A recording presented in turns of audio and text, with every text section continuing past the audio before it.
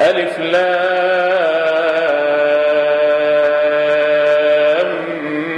ميم. غلبت الروم في أدنى الأرض وهم من بعد غلبهم سيغلبون في بضع سنين. لله الأمر من قبل ومن بعد ويومئذ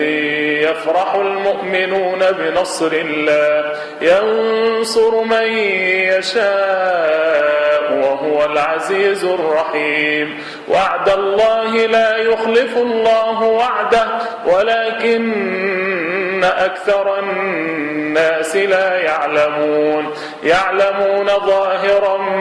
من الحياة الدنيا وهم عن الآخرة هم غافلون. أولم يتفكروا في أنفسهم ما خلق الله السماوات والأرض وما بينهما إلا بالحق وأجل مسمى وإن كثيرا من الناس بلقاء ربهم لكافرون. أولم يسيروا في الأرض فينظروا كيف كان عاقبة الذين من قبلهم كانوا أشد منهم قوة وأثاروا الأرض وعمروها أكثر مما عمروها وجاءتهم رسلهم بالبينات فما كان الله ليظلمهم ولكن كانوا أنفسهم يظلمون. ثم كان عاقبة الذين أساءوا السوء أن كذبوا بآيات الله وكانوا بها يستهزئون. الله يبدأ الخلق ثم يعيده ثم إليه ترجعون. ويوم تقوم الساعة يبلس المجرمون ولم يكن لهم من شركائهم شفعاء وكانوا بشركائهم كافرين. ويوم تقوم الساعة يومئذ يتفرقون فأما الذين آمنوا وعملوا الصالحات فهم في روضة يحبرون وأما الذين كفروا وكذبوا بآياتنا ولقاء الآخرة فأولئك في العذاب محضرون. فسبحان الله حين تمسون وحين تصبحون وله الحمد في السماوات والأرض وعشيا وحين تظهرون. يخرج الحي من الميت ويخرج الميت من الحي ويحيي الأرض بعد موتها وكذلك تخرجون. ومن آياته أن خلقكم من تراب ثم إذا أنتم بشر تنتشرون. ومن آياته أن خلق لكم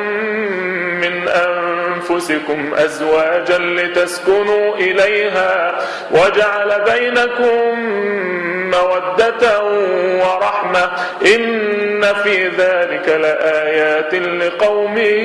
يتفكرون. ومن آياته خلق السماوات والأرض واختلاف ألسنتكم وألوانكم إن في ذلك لآيات للعالمين. ومن آياته منامكم بالليل والنهار وابتغاؤكم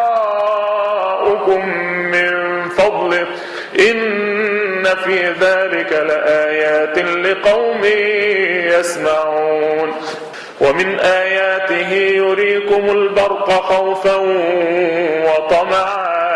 وينزل من السماء ماء فيحيي به الأرض بعد موتها إن في ذلك لآيات لقوم يعقلون. ومن آياته أن تقوم السماء والأرض بأمره ثم إذا دعاكم دعوة من الأرض إذا أنتم تخرجون وله من في السماوات والأرض كل له قانتون وهو الذي يبدأ الخلق ثم يعيده وهو أهون عليه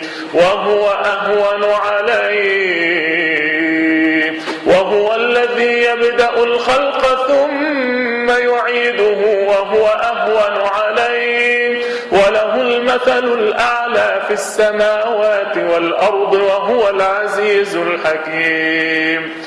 ضرب لكم مثلا من أنفسكم هل لكم مما ملكت أيمانكم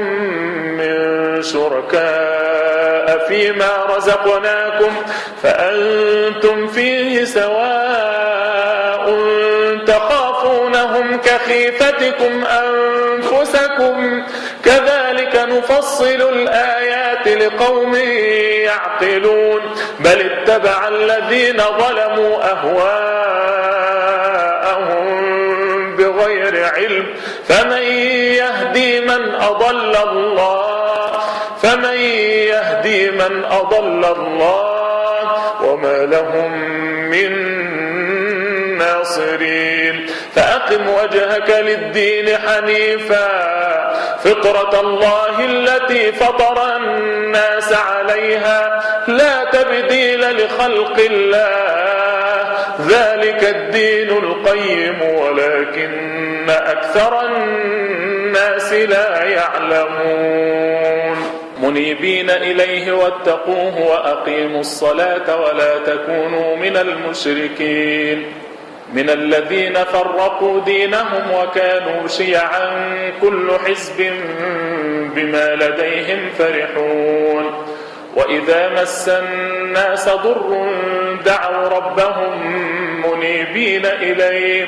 ثم إذا أذاقهم منه رحمة إذا فريق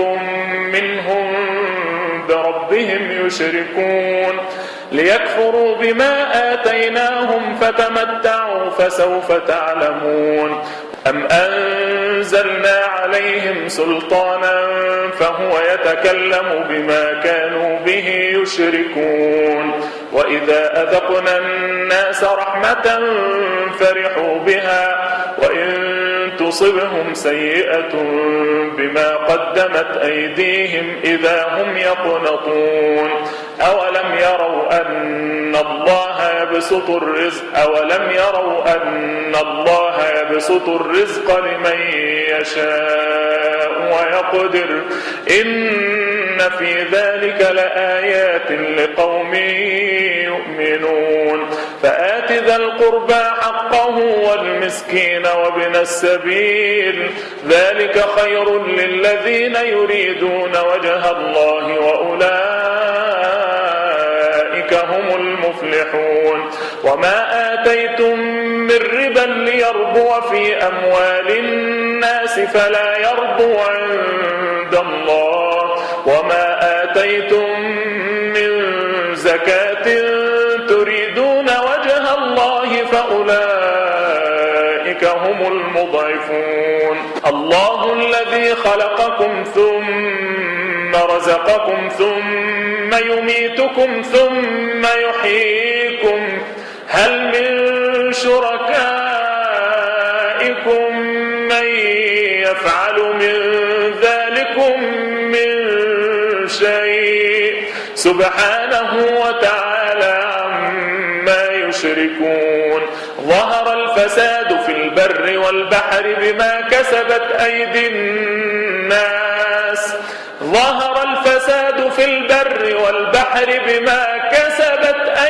الناس ليذيقهم بعض الذي عملوا لعلهم يرجعون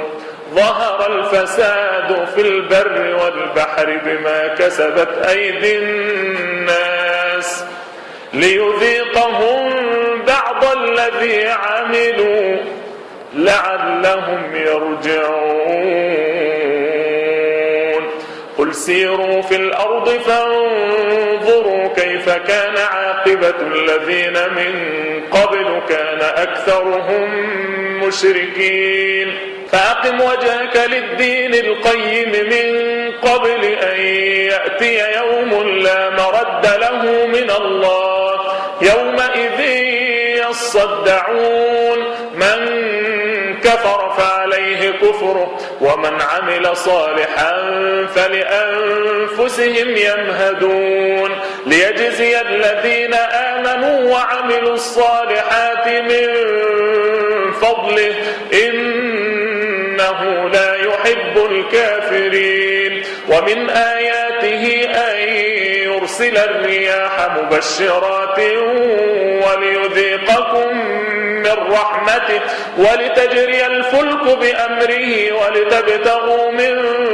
فضله ولعلكم تشكرون ولقد أرسلنا من قبلك رسلا إلى قومهم فجاءوهم بالبينات فانتقمنا من الذين أجرموا وكان حقا علينا نصر المؤمنين الله الذي يرسل الرياح فتثير سحابا فيبسطه في السماء كيف يشاء ويجعله كسفا فترى الودق يخرج من خلاله فإذا أصاب به من يشاء من عباده إذا هم يستبشرون وإن كانوا من قبل أن ينزل عليهم من قبله لمبلسين فانظر إلى آثار رحمة الله كيف يحيي الأرض بعد موتها إن ذلك لمحيي الموتى وهو على كل شيء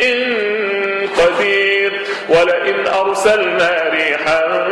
فرأوه مصفرا لظلوا من بعده يكفرون فإنك لا تسمع الموتى ولا تسمع الصم الدعاء إذا ولوا مدبرين وما أنت بهاد العمي عن ضلالتهم إن تسمع إلا من يؤمن بآياتنا فهم مسلمون الله الذي خلقكم من ضعف ثم جعل من بعد ضعف قوة ثم جعل من بعد قوة ضعفا وشيبة يخلق ما يشاء وهو العليم القدير ويوم تقوم الساعة يقسم المجرمون ما لبثوا غير ساعة كذلك كانوا يؤفكون وقال الذين أوتوا العلم والإيمان لقد لبثتم في كتاب الله إلى يوم البعث فهذا يوم البعث ولكنكم كنتم لا تعلمون فيومئذ لا ينفع الذين ظلموا معذرتهم ولا هم يستعتبون ولقد ضربنا للناس في هذا القرآن من كل مثل ولئن جئتهم بآية ليقولن الذين كفروا إن أنتم إلا مبطلون كذلك يطبع الله على قلوب الذين لا يعلمون فاصبر إن وعد الله حق ولا يستخفنك الذين لا يؤمنون